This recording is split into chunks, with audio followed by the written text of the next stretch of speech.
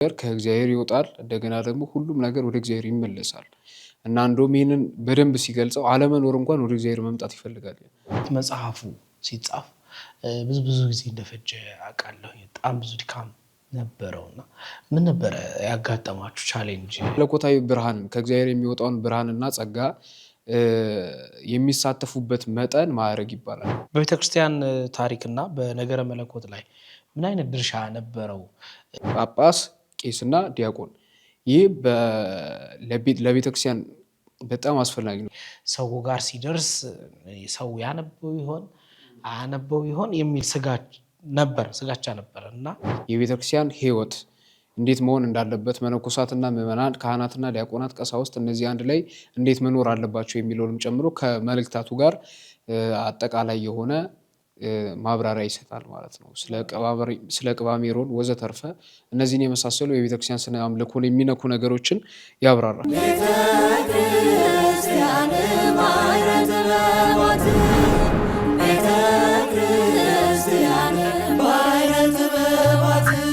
ሰላም ጤና ይስጥልን ክቡራን ተመልካቾቻችን እንደምን ከርማችኋል?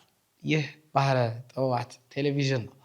ባህረ ጥበባት ቴሌቪዥን በዋሽንግተን ዲሲ እና አካባቢው የጽርሐ ጽዮን መንፈስ ቅዱስ ቤተክርስቲያንና የምዕራፈ ቅዱሳን ቅድስት አርሴማ ገዳም እየተዘጋጀ የሚቀርብላችሁ ልዩ ሳምንታዊ መርሃ ግብራችን ነው። በዛሬው መርሃ ግብራችን የሐዋርያን አበው መጽሐፍ አርታኢ ጸሐፊ ጋር አብሬ ቆይታ አደርጋለሁ። ዲያቆን ዘሚካኤል ይባላል። ዲያቆን ዘሚካኤል ለቤታችን አዲስ አይደለም። ዛሬ ደግሞ በአዲስ መልክ ያሳተመውን ይህንን መጽሐፍ ከኛ ጋር በጥቂቱ ዳሰሳ እናደርግበታለን። አብራችሁኝ እንድትቆዩ ግብዣዬ ነው የሚሆነው። አብረን እንቆይ። ዘሚካኤል እንኳን ደህና መጣ። እንኳን ደህና ቆየኝ ቴዲ። እንደምን አለ? ሁሉ ሰላም። የሐዋርያን አበው መጽሐፍ ታትሞ ገበያ ላይ ሆኖ ጥሩ ሀሳብና አስተያየትን እያስተናገደ ነው። ሐዋርያን አበው መጽሐፉ ሲጻፍ ከመነሻውን ጀምርና ብዙ ሰው የተሳተፈበት እንደሆነ አውቃለሁ። እንደ ማህበርም እኔም ከስር ስከታተለው የነበረው መጽሐፍ ነውና መነሻው እንዴት ነበረ? ታሳቢነቱ ከምን ነበር የመጣው? ከዛ እናንሳ። እሺ፣ እንደምታውቀው ያው በነገረ መለኮት ትምህርት ቤት የቤተክርስቲያን አባቶች ጽሁፋቸው፣ ትምህርታቸው በጣም አስፈላጊ ነው እና የቤተክርስቲያን አባቶችን ትምህርት ለማጥናት ቀጥታ የምንጠቀመው ደግሞ አሁን ላይ ከቤተክርስቲያን አሁን በኢትዮጵያ ኦርቶዶክስ ተዋሕዶ ቤተክርስቲያን ከሚታወቁት መጽሐፍት ውጪ በውጭ ያሉትን መጽሐፍት ነው የምንጠቀመው እና አብዛኞቹ መጽሐፍት ደግሞ በእንግሊዝኛ ያሉ ቋንቋቸው የሚከብድ እንደገና ደግሞ በተለይ ደግሞ እንደነ ቅዱስ ዲዮናስዮስ ዘአርዮስፋጎስ አይነቱ ከተለመዱት የቤተክርስቲያን አባቶች ጽሁፍ እንኳን የተለየ እና በጣም ከባድ ነው እና አንደኛ ለነገረ መለኮት ተማሪዎች፣ ለመጽሐፍ ተማሪዎች እነዚህ ጽሁፎች በጣም አስፈላጊነታቸውን አይተን ነው ለመተርጎም መጀመሪያ ላይ ያሰብነው እና ስንጀምር አካባቢ ብዙዎች ነበር። ወደ መሀል አካባቢ ግን ብዙዎች እየወጡ ጥቂቶች ብቻ ቀረን እና በተለይ ቅዱስ ዲዮናስዮስ በጣም አስቸጋሪ ነበረ።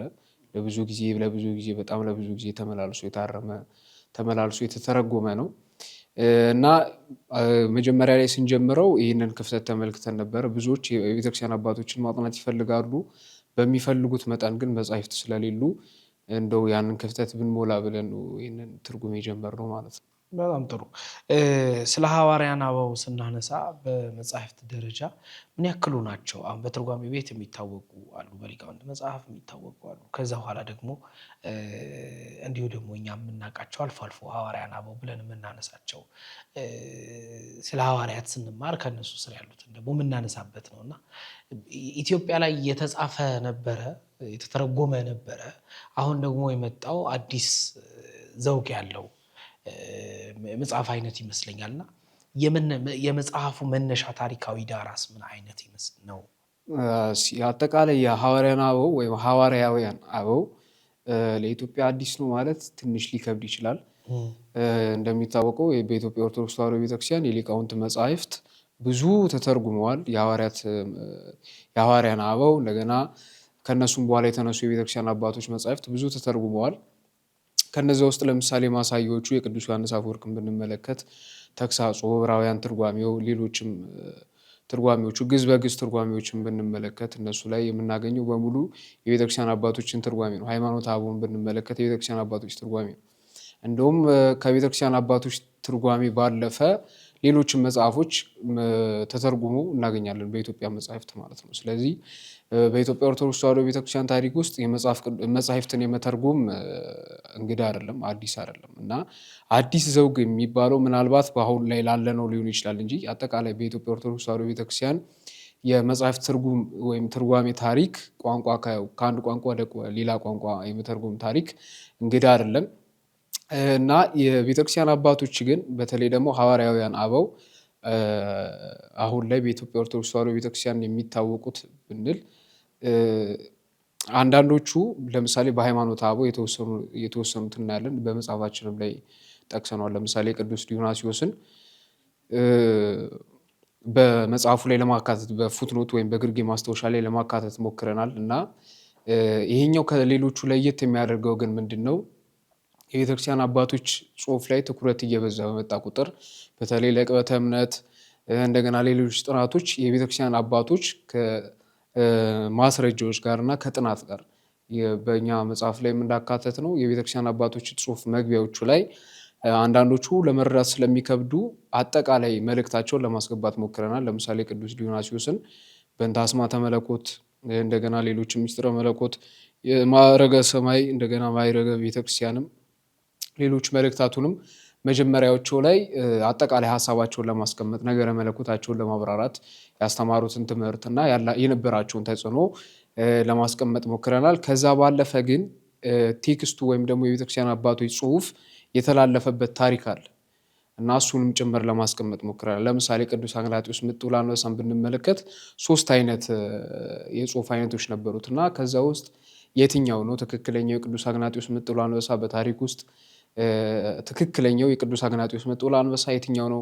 ቅዱስ ዲዮናስዮስ ዘአርዮስፋጎስስ ራሱ ነው ጸሐፊው ወይስ ደግሞ በኋላ ላይ የነበረ የሶሪያ አንድ ባህታዊ የጻፈው ነው? ወዘተ ይርፈ የሚለውን እሱን ለመመልከት ሞክረናል እና እዚህ ላይ ምናልባት አዲስ ነገር ሊሆን የሚችለው የቤተክርስቲያን አባቶችን ጽሑፍ ትርጉም እና ትክክለኛው ጽሑፋቸውንና የተላለፈበትን የጽሑፋቸውን ትክክለኝነት እንደገና ታሪካቸውን አጠቃላይ ከሱ ጋር ተያይዞ የሚነሱ የማኑስክሪፕት ወይም የዕደ ክታባት ታሪኮችንም ለመዳሰስ ሞክረናል እና ከዚህ አንጻር ምናልባት አዲስ ሊባል ይችላል። በጣም ጥሩ። እንደው ከዚህኛው አንጻር ደግሞ አቀባበሉን ላይ እንመልከት። አቀባበሉ ላይ በጣም ይሄ የፊሎሶፊ ፓርቲ በዛውና ዲዮናስዮስ ሲያስረዳ ነገረ መለኮትን በፍልስፍና ነክ ነገሮች የማስረዳቱ ነገር አለ። ይሄ ፈርተነው ነበረ መጀመሪያ ላይ ሰው ጋር ሲደርስ ሰው ያነበው ይሆን አያነበው ይሆን የሚል ስጋቻ ነበር እና እንዴት ነበር እሱ ፊክስ ለማድረግ የተሞከረበት መንገድስ እንዴት ነበር? እንደሚታወቀው አብዛኞቹ የክርስቲያን መምህራን ሊቃውንት ፈላስፎች ነበሩ። ልክ አሁን ላይ ብዙ የቤተክርስቲያናችን መምህራን በዘመናዊ ትምህርት የተማሩ እንደነበሩ ሁሉ የዘመኑን ትምህርት ያጠኑ ነበሩ እና እንደውም ቅዱስ ሳዊሮስ ዘአንጾኪያ ስለ ቀጰዶቅያ አባቶች ሲናገር የነበራቸው የትምህርት መጠን የዛን ጊዜ ከነበረ ትምህርት የቀራቸው አልነበረም እና አብዛኞቹ የቤተክርስቲያን አባቶች ፈላስፎች ነው። እነ ቅዱስ ዮሐንስ አፈወርቅ ከሊባኖስ ነው የተማረው። ሊባኖስ ፈላስፋ ነው። እንደገና ደግሞ አረማዊ ነው። ቅዱስ ባስልዮስ ዘቂሳርያ ፈላስፋ ነው። ጎርጎርዮስ ዘእንዚናዙ፣ ጎርጎርዮስ ዘኑሲስ፣ ዮስጢኖስ ሰማዕት ወይም ጀስቲን ማርቲር የምንለው እሱም ከፍልስፍና ነው የመጣው። እነዚህ አባቶች ፍልስፍናን ለክርስትና በትር እንድትሆን ዱላ እንድትሆን አድርገዋል ማለት ነው እና በተለየ መልኩ ግን ቅዱስ ዲዮናስዮስ ዘአርዮስፋጎስ ቃላቱ በጣም የሚከብዱ ከእንግሊዝኛው እንኳን ከሌሎቹ በጣም የተለየ በጣም እንደሚታወቀው ከእንግሊዝኛ ቴዎሎጂ ይከብዳል። ቴዎሎጂካል እንግሊዝኛ ወይም ቃላት ይከብዳሉ። ከነሱ ደግሞ ፓትሪስቲክስ ጫን ይላል። ከነሱ ደግሞ በጣም ዲዮናስዮስ ከፍ ይላል እና ቃላት አጠቃቀሙ ሌሎችም ሰዋሱ በጣም ይከብዳል። ወደ ሌላ ቋንቋ ለመተርጎም አይደለም ለማንበብ ራሱ ይከብዳል እና በብዙ ምክንያት ሊሆን ይችላል። የመጀመሪያው በፍልስፍና ምክንያት በነበረው ቋንቋ አጠቃቀም በፍልስፍና የሚታወቁ የቃላት አጠቃቀሞች አሉ። እንደገና ደግሞ በፍልስፍና ብቻ የምናገኛቸው አንዳንድ ቃላትና ሀሳቦች አሉ። እነሱን በመጠቀሙ ምክንያት ነው። ፊክስ ለማድረግ ወይም ደግሞ ለማስተካከል ወይ እንደዚህ ሳይሆን የሞከርነው ቀጥታ ዲዮናሲዮስ የሚለውን ለመተርጎም የሞከርነው እና ለጽሁፉ በተለይ አባቶች ጽሁፍ ስለሆነ ሙሉ በሙሉ ታማኞች መሆን አለብን እና ጽሁፋቸው በቀጥታ ሳይጨመርበት ሳይቀነስበት ሀሳባቸው ለምዕመናን እንዲደርስ ተደርጎ መተርጎም ያለበት እንጂ እንደኛ ሀሳብና እንደኛ እቅድ መሀል ላይ የምናስገባቸው ነገሮች የሉም ማለት ነው እና ለትርጉሙ በጣም ተጠንቅቀናል። ከዛ ባለፈ ግን ዲዮናሲዮስ ምንም እንኳን የፍልስፍና ቋንቋዎችን ቢጠቀምም ቃላትን ቢጠቀምም ሃይማኖቱ ርቱ እንደገና ትምህርቱም ኦርቶዶክሳዊ ከመሆኑ የተነሳ በተለይ በኦርቶዶክሳዊ ተዋሕዶ ቤተክርስቲያን በምስራቃውያን ኦርቶዶክሳውያን በኪልቄዶናውያን ማለት ነው ቅዱስ ዲዮናሲዮስ በጣም የተወደደ የተከበረና ጽሁፉ ለብዙ አገልግሎቶች የሚውሉ ከመሆናቸው የተነሳ ብዙ ሰው ወዶታል ማለት ይቻላል። በጣም ድንቅ። ስለ ዲዮናሲዮስ ስናነሳ በቤተክርስቲያን ታሪክና በነገረ መለኮት ላይ ምን አይነት ድርሻ ነበረው?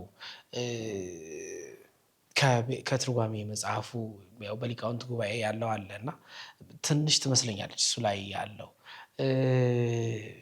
አሁን ደግሞ ሲመጣ ደግሞ ይሄ ሰፋ ያለ ነገር ነው በእናንተ ደግሞ ተይዞ የመጣውና ምን አይነት ድርሻ ነበር የነበረው ዲዮናሲዮስ? ዲዮናሲዮስ እንግዲህ ጽሁፉ ገና ሲጀመር ገና ክርክር አሉ። ቅዱስ ዲዮናሲዮስ ዘአርዮስፋጎስ ነው የጻፈው ወይስ ደግሞ አንድ የሶሪያ ባሕታዊ ነው የጻፈው የሚለው ላይ ክርክር አለ እና ለማሳየት እንደሞከር ነው ጽሁፉ የዲዮናሲዮስ አይደለም ከማለት ይልቅ ነው የሚለው ይበልጥ አሳማኝ እንደሆነ ለማሳየት ሞክረናል። ስለዚህ በቤተክርስቲያን ታሪክ ውስጥ እንደሚታወቀው በሐዋርያት ሥራ ምዕራፍ 17 ከቁጥር 16 ጀምሮ ቅዱስ ጳውሎስ ወደ አቴና ገብቶ ለማይታወቁ አምላክ ብሎ ሰብኮላቸው መሰዊያውን ላይ የተጻፈውን ስም ተጠቅሞ ቅዱስ ጳውሎስ ከሰበከላቸው በኋላ በአርዮስፋጎስ ከፍርድ ቤት ወገን ከነበረው ዲዮናሲዮስን እንደመለሰው ይጽፋል እና ዲዮናሲዮስ እሱ ከሆነ አሁን ላይ የምናገኘው እሱ ከሆነ ብዙዎቹ ኦርቶዶክሳዊ ትምህርቶች ሐዋርያዊ ስለሚሆኑ ብዙ የታሪክ ልዩነቶችን ይፈጥራሉ፣ ለብዙ ክርክሮች መልስ ይሆናሉ። በተለይ በፕሮቴስታንትና በኦርቶዶክስና በምዕራባውያን ወይም በምስራቃውያንና በምዕራባውያን መካከል ላለው የነገረ መለኮት ልዩነትና ክርክር መልስ ስለሚሆን በቤተክርስቲያን ታሪክ ውስጥ በጣም ትልቅ ድርሻ ይኖረዋል ማለት ነው። የመጀመሪያው። ሁለተኛው ቅድም እንዳልከው ዲዮናሲዮስ በሃይማኖተ አበው ላይ የምናገኘው ዲዮናሲዮስ ከጻፋቸው ከ11 መልእክትና ከአራቱ መጻሕፍት አንጻር ስንመለከተው በጣም ትንሽ ነው እና በዚህ ላይ ደግሞ የምናገኘው 11 መልእክታት አሉት። እንደገና ደግሞ 4 መጻሕፍት አሉት። የመጀመሪያው አስማተ መለኮት ይባላል። ስለ ነገረ መለኮት እጅግ አብራርቶ በጥልቀት የሚያብራራበት ክፍል ነው። ሁለተኛው ደግሞ ምስጢረ መለኮት ወይም ምስጢራዊ ነገረ መለኮት ሚስቲካል ቴዎሎጂ፣ ይሄኛውም ስለ ነገረ መለኮት ነው። ሶስተኛው ሴሌስቲያል ሃይራርኪ ወይም ማዕርገ ሰማይ፣ ስለ ሰማያት ስለ መላእክት የሚያብራራበት ክፍል ነው። አራተኛው ደግሞ ከሱ ቀጥሎ ኤክሊዚያስቲካል ሃይራርኪ ወይም ደግሞ ስለ ቤተክርስቲያን ስልጣን ተዋረድ ማዕረግ የሚያብራራበት ክፍል ነው ማለት ነው። በታሪክ ውስጥ ደግሞ ቅዱስ ዲዮናሲዮስ በጣም ተጽዕኖ ፈጣሪ ነው። በዛ ላይ ደግሞ ለኦርቶዶክሳዊ ነገረ መለኮት በጣም አስፈላጊና በተደጋጋሚ ከሚጠቀሱ ትምህርቱ አባቶች መካከል አንዱ ነው ማለት ነው። በጣም ጥሩ ነው። ወደ መጽሐፉ ዘልቀን ከመግባታችን በፊት መጽሐፉ ሲጻፍ ብዙ ጊዜ እንደፈጀ አውቃለሁ። በጣም ብዙ ድካም ነበረውና ምን ነበረ ያጋጠማችሁ ቻሌንጅ የነበረው? በአንተም በኩል ተማሪ ነህ፣ አዲስ አበባ ዩኒቨርሲቲ ነው የምትማረው። ተጨማሪ ይሄ መጽሐፍ ዝግጅት አለ፣ አገልግሎት አለ፣ ደግሞ ተጨማሪ አብነት ትምህርቱ እንዳለ አውቃለሁና ምን ቻሌንጆች የነበሩት? ቻሌንጁ የነበረው የመጀመሪያው ቴክስቱን ማንበብ። ከዚህ በፊት አሁን እንደተናገርኩት ቅዱስ ዲዮናሲዮስን ከዚህ በፊት የተጠቀምነውም ቴክስት ሁለት አይነት ቴክስት አለ፣ የተተርጉሞች ማለት ነው።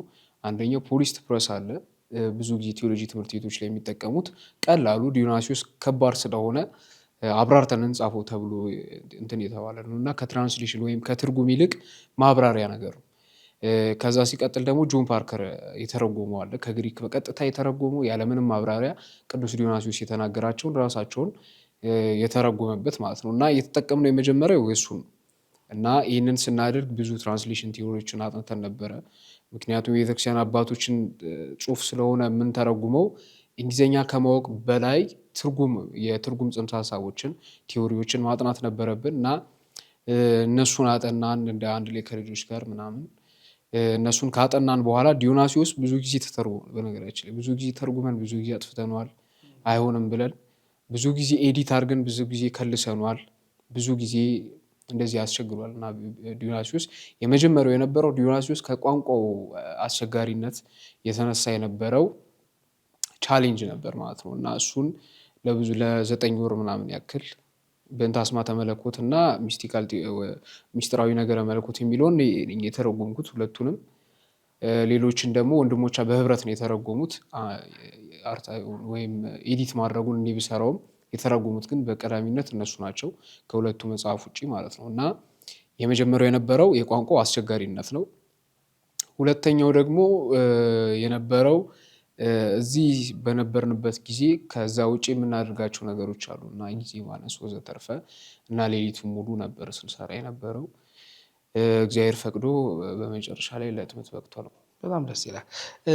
ቅዱስ ዲዮናስዮስ በአቴና በተለይ የአርዮስፋጎስ ዳኛ ሆኖ ሳለ የቅዱስ ጳውሎስን ትምህርቶች ሲማር ነበረ። ቅዱስ ጳውሎስም እዛው መምህር ስለነበረና በመጽሐፉ ውስጥ እናንተ ልታብራሩበት የፈለጋችሁበት መንገድ አለ። በተለይ ዲዮናስዮስ በምን ሙሉ ለሙሉ ህይወቱን ታሪኩን ምኑን ስለነበረ እና እስቲ ንገረን ስለ ዲዮናስዮስ። ማን ነው?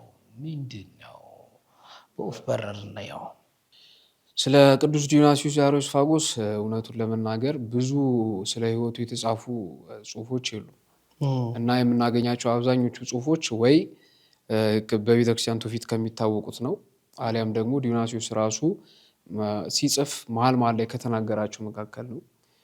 እና ደግሞ ከዛ በተረፈ ደግሞ በሐዋርያት ሥራ ምዕራፍ 17 ላይ ከቁጥር 16 ጀምሮ የምናገኘው ታሪክ ነው። እና ብዙ ስለ ዲዮናስዮስ፣ ስለ ልደቱ፣ ስለ እናቱ ስም፣ ስለ አባቱ ስም፣ ስለ አስተዳደጉ ወዘተርፈ የምናውቀው ብዙ ነገር የለም ማለት ነው። ግን በአጠቃላይ እንደው ስለ ዲዮናስዮስ የምናውቀውን ትንሽ ነገር ለማለት ያክል የመጀመሪያው ቅዱስ ዲዮናስዮስ በአቴና የነበረ ፈላስፋ የነበረ፣ እንደገና ደግሞ ቤተሰቦቹም ከታላላቅ ቤተሰብ የተወለደ ከአርዮስፋጎስ ፍርድ ቤት ወገን የነበረ ከዳኞች ወገን የነበረ እንደሆነ በሐዋርያት ሥራ ምዕራፍ 17 ላይ በነበረው ታሪክ እናውቃለን። እና ቅዱስ ጳውሎስ በሐዋርያት ሥራ ምዕራፍ 17 ላይ ከሰበከላቸው በኋላ እግዚአብሔር ወይም ደግሞ ሰማይና ምድርን የፈጠረ የአጽናፈ ዓለሙ ፈጣሪ ጣዖት ሊሆን እንደማይችል በሰው እጆች ሊሰራ እንደማይችል ከነገራቸው በኋላ እና የክርስቶስን ትንሣኤ ከመሰከረላቸው በኋላ ተከፍሏል ለሁለት።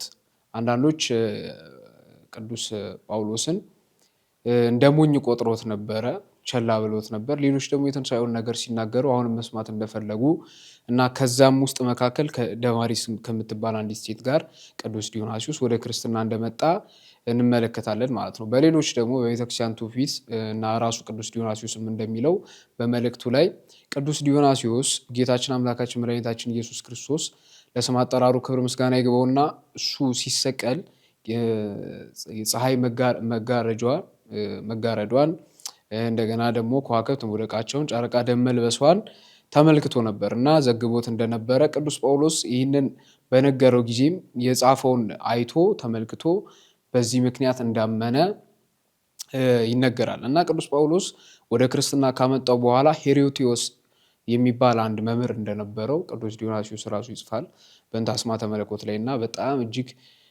ያከብረው ነበረ። ቅዱስ ሄሬቲዮስ ከሐዋርያት ወገን የነበረ ማለትም ከ12ቱ ባይሆንም ከነሱ የተማረ እና እንደገና ደግሞ የሚስጥር ሰው እንደነበረ እመቤታችን በምታደርግበት ጊዜም አብሮ የነበረ ከሁሉ ይልቅ እጅግ ከፍ ያለ እንደሆነ የምስጢር አባት እንደሆነ ይጽፋል። በኋላ ላይ ቅዱስ ዲዮናስዮስ በሰማዕትነት እንደሞተ እናውቃለን ማለት ነው። ስለ ዲዮናስዮስ የሚታወቁት እነዚህ ናቸው። ከዛ ባለፈ ግን ዲዮናስዮስ የህይወት ታሪኩን ከማወቅ በዘለለ የሚታወቀው በስራዎቹ ነው። ቅዱስ ዲዮናስዮስ የማያውቅ ምዕራባዊም ምስራቃዊም የነገረ መለኮት ሊቅ የለም። ከላይ እስከታች የሚታወቀው በስራዎቹ ናቸው ማለት ነው። እና በነገረ መለኮት ትምህርቱ ዲዮናስዮስ ይታወቃል። በጣም ጥሩ። በመጽሐፉ ውስጥ የመላእክትን ተዋረድ ወይንም የመላእክትን ተዋረድ ሲያስቀምጥና ደግሞ የቤተ ክርስቲያንንም ተዋረድ እንዲሁ ሲያስቀምጥ እንመለከታለን። እነዚህ ላይ የተጠቀሱት መግለጫዎች ስለ መላእክትም ስለ ቤተ ክርስቲያንም በደንብ አድርጎ የሚያስረዳ ይመስለኛል። ሰው ማንበብ እንዲችልም ነው አንዳንድ ጥያቄዎችን ለማዘጋጀት የፈለግኩት እና ስለሱ ጥቂት በተለይ ደስ ይለኛል። እሺ፣ አጠቃላይ መጽሐፉ ሴሌስቲያል ሃይራርኪ ላይ ወይም ማዕረገ ሰማይ ላይ የምንመለከተው ምንድን ነው? ሃይራርኪ ወይም ማዕረግ የሚለው ለቅዱስ ዲዮናስዮስ በመጀመሪያ ደረጃ እንዲሁ ዝም ብሎ የስልጣን ተዋረድ ወይም ደግሞ ደረጃዎች ሳይሆኑ እግዚአብሔር ይላል ቅዱስ ዲዮናስዮስ፣ ሁሉ ነገር ከእግዚአብሔር ወደ እግዚአብሔር ነው። ሁሉ ነገር ከእግዚአብሔር ይወጣል፣ እንደገና ደግሞ ሁሉም ነገር ወደ እግዚአብሔር ይመለሳል እና እንደውም ይህንን በደንብ ሲገልጸው አለመኖር እንኳን ወደ እግዚአብሔር መምጣት ይፈልጋል። አለመኖር የታወቀ ነው። መኖር መምጣት የሚፈልግ ከሆነ አለመኖር ሊሆን አይችልም። ግን ዲዮናስዮስ ለውበት ለንግግሩ ውበት አለመኖር እንኳን ወደ እግዚአብሔር መምጣት ይፈልጋል ይላል እና ሁሉም ነገር ከእርሱ ነው። ሁሉም ነገር ደግሞ ወደ እርሱ መምጣት መመለስን ይፈልጋል እና የመለኮታዊ ብርሃንን ከእግዚአብሔር የሚወጣውን ብርሃንና ጸጋ የሚሳተፉበት መጠን ማዕረግ ይባላል እና የመጀመሪያዎቹ መላእክት ናቸው፣ እስከታች እስካሉት እስከ አጋንንት ድረስ ማለት ነው።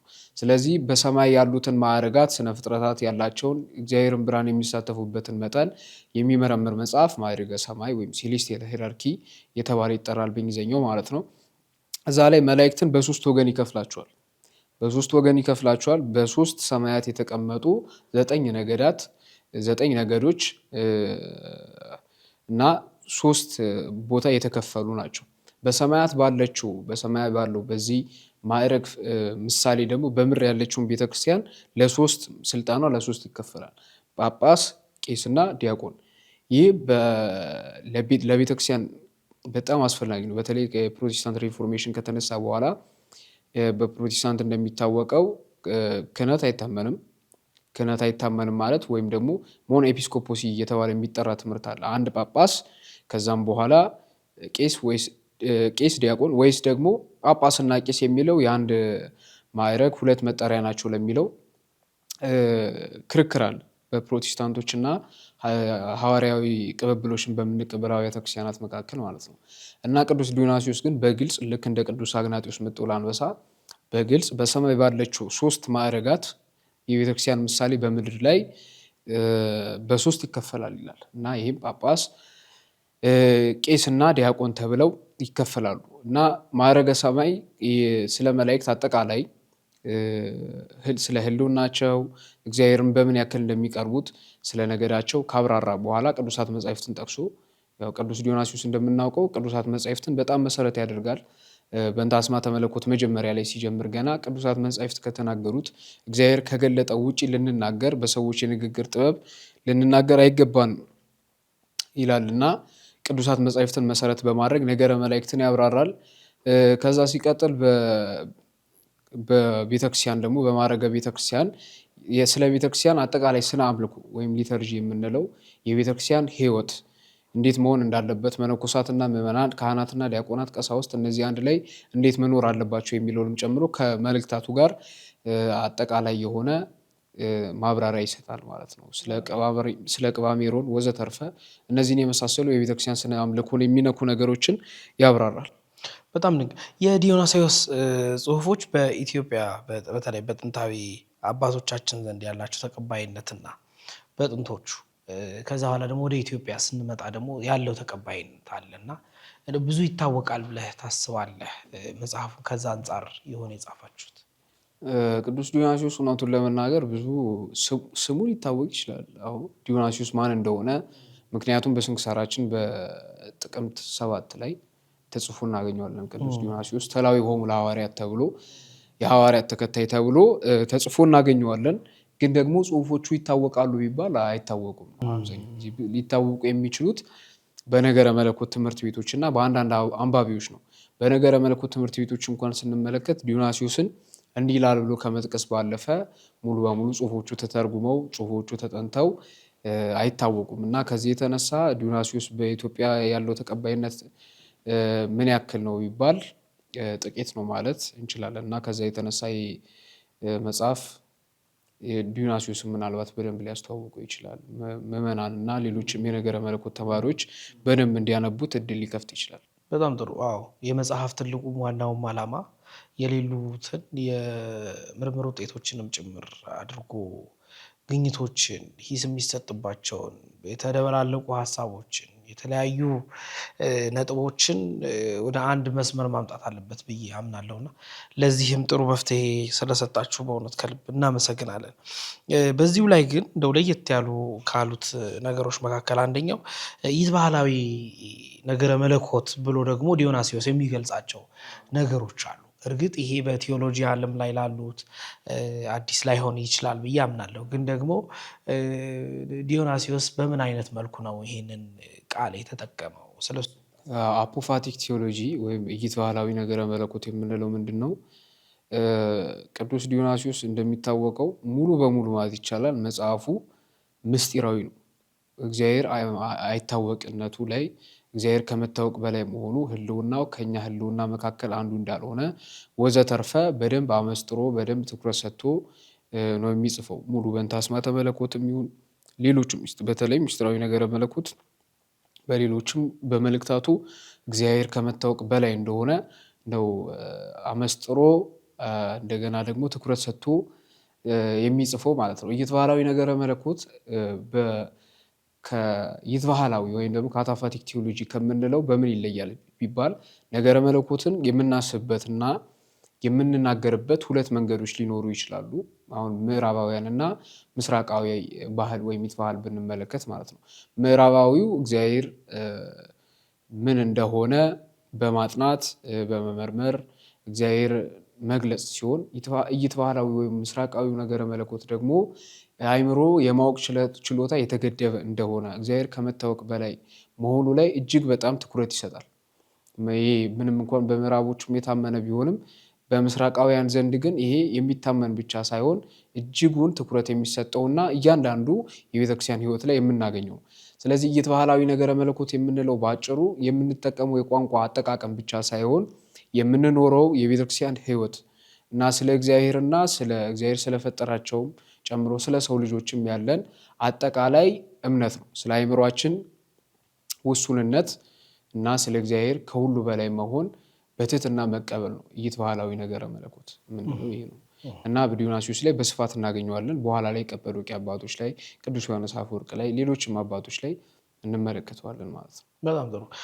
ይህ መጽሐፍ ዘሚካኤል መጽሐፉ ቅድም ለቴዎሎጂያን ይጠቅማል ብለኸኛል። አሁን ላይ ግን ላለው ለትውልዱ ምን አዲስ ነገር ይጨምራል ብለህ ታስባለህ? ብዙ ነገር ሊጨምር ይችላል። የመጀመሪያው የሚጨምረው ከቤተክርስቲያን አባቶች ጽሑፍ ጋር መቀራረብ። ብዙ ጊዜ ሲጠቀሱ የምንሰማቸው የቤተክርስቲያን አባቶች ለክርክር ወይ እንትን እንደሚል ብዙ ጊዜ ልክ እንደ መጽሐፍ ቅዱስ አገባቡን ሳንመለከት ብዙ ጥናትና እውቀት ሳይኖረን የሆነችን ነገር ለማሳየት ብቻ ነው የምንጠቀማቸው። ስለዚህ የቤተክርስቲያን አባቶች በግልጽ ቋንቋ እንደዚህ የሚተረጎሙ ከሆነ ለምዕመናን ከቤተክርስቲያን አባቶች ትምህርት ጋር በደንብ እንዲቀርቡ የቤተክርስቲያን እውነተኛ ትምህርትን በደንብ እንዲያውቁና ከአጓጉል ልማዶች እንዲታቀቡ የቤተክርስቲያን አባቶች ትምህርት ካሉ ነገሮች እንዲታቀቡ እንዲቆጠቡ ያደርጋል የሚል እምነት አለኝ። በጣም ጥሩ። እንደው ጠቅለል እናድርገውና በቀጣይነት ደግሞ የተለያዩ መጽሐፍቶች እንደሚወጡ አውቃለሁኝና ስለነሱ ደግሞ ጠቅለል ያለ ሀሳብ እንድትሰጠንና መዝጊያውንም ደግሞ መጽሐፉን እንዲያነቡት የሆነ ነገር እንድትል እድሉ ልስጥህ።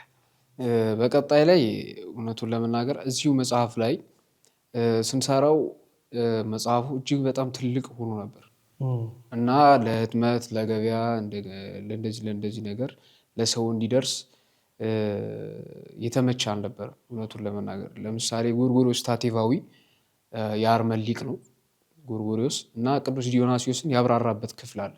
እሱን ጨምረን ተርጉመነው ነበረ እና ግን በጣም ወረቀት ስለበዛ ፔጁ ማለት ነው ወጣ ማለት ነው። እሱን አስወጣ ነው ለህትመት እንዲመች ተብሎ እና ሲታተምም ደግሞ ብዙ አልታተመም ነበር እንደ ሌሎች መጻሕፍት በብዛት ሳይሆን የታተሙ ለጥቂት ሰዎች በሚል ጥቂት ብቻ ነው የታተመው ማለት ነው። ሁለተኛ ላይ ደግሞ የምናየው ምንድነው ከዚህ በኋላ የቀሩ ሐዋርያውያን አበው ከዚህ በኋላ ቅጽ 2 ላይ ያሉ ሌሎች አባቶች አሉ። ቅዱስ ሄሬኔዎስ ደግሞ ልክ እንደ አሁኑ እንደ ቅዱስ ዲዮናስዮስ አብዛኛውን ክፍል ይዞ እናገኘዋለን ማለት ነው። እና እነዚህ ትርጉማቸው አልቋል።